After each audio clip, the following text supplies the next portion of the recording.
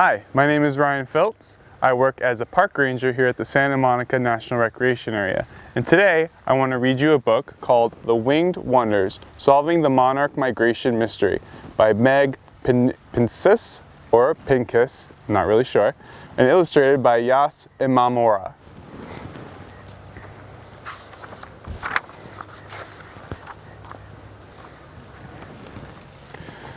For centuries, up and down North America, every year brought a mystery. Monarch butterflies swooped in for a spell, like clockwork from somewhere beyond, then disappeared as curiously as they came. Where do they go? People pondered, from southern Canada, through the middle of the United States, and all the way to central Mexico. In 1976, the world finally learned the answer with a groundbreaking discovery. A one-of-a-kind insect journey, a remote roosting place, a small speck on the map, where millions of monarchs are drawn like magnets each winter. The Great Monarch Migration, the news stories called it. So, who solved the age-old mystery? Who tracked these winged wonders from one end of the continent to the other? Who found their secret roosting place, a marvel of nature? Was it Fred, the Canadian scientist who spent 30 years studying the monarch mystery from his university lab, who drove through the United States with Nora, his research partner and wife, like detectives trying to track the cagey creature's migration from Canada southward? Who tagged monarchs' fragile wings, first with paint that faded, then with labels that plopped to the ground when wet, and finally with price tags that stuck? Was it Nora, master organizer of the monarch material they collected, who placed ads in newspapers near and far, seeking ordinary people to help by tagging monarch wings in their hometowns, who wrote newsletters and kept in touch with those volunteers who logged and mapped every tidbit of information they sent to the lab?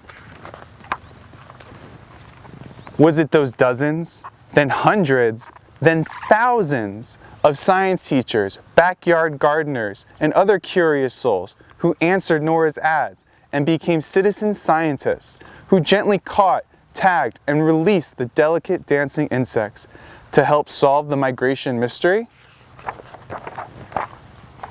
Was it Ken, the American adventurer who spotted Nora's ad in Mexico City newspaper while visiting there, who called her in Canada and agreed to follow the monarchs through Mexico, where he didn't speak the language, who bumped along winding roads with his newlywed wife, Catalina, for nearly 2 years, trying to track the butterfly's twisting trail? Was it the villagers and farmers of central Mexico, who directed the couple to look higher, higher, up into the thin air of the volcanic mountains and their Oyamal tree groves, who for generations welcomed the monarchs as soaring spirits during autumn Dia de los Muertos celebrations, who held the whispered whereabouts of their winter roosting place?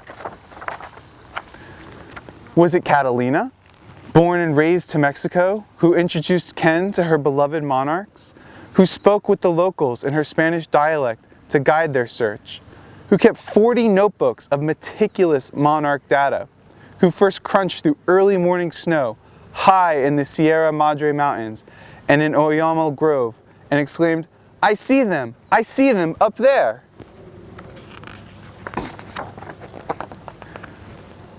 Was it Jim, the American science teacher, who with his students attached teeny tags to tiny wings, who caught and tagged the very monarch in a Minnesota goldenrod field that Fred later found among millions in a Mexican Oyamal Grove, who gave Fred the proof he needed, that one teeny tag, to announce the discovery of the great monarch migrations? Yes, the answer is yes.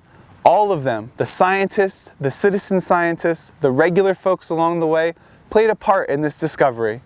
Each person, in small ways or large, helped answer that centuries-old question, where do they go? And now we know.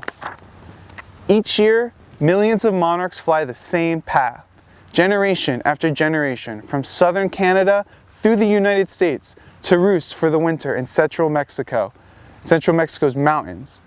Then they journey north again, feasting on milkweed plants all along the way. However, today there's a new burning monarch question to be answered. How will they survive? Monarchs' numbers have plummeted since the 1976 discovery, from at least 1 billion down to millions, a handful now to each 100 then. So who can make a difference for the monarchs today? Who can preserve their landing spots and airstreams? Who can keep them alive? The answer is actually you. Okay. And that is Winged Wonders Solving the Great Monarch Mystery.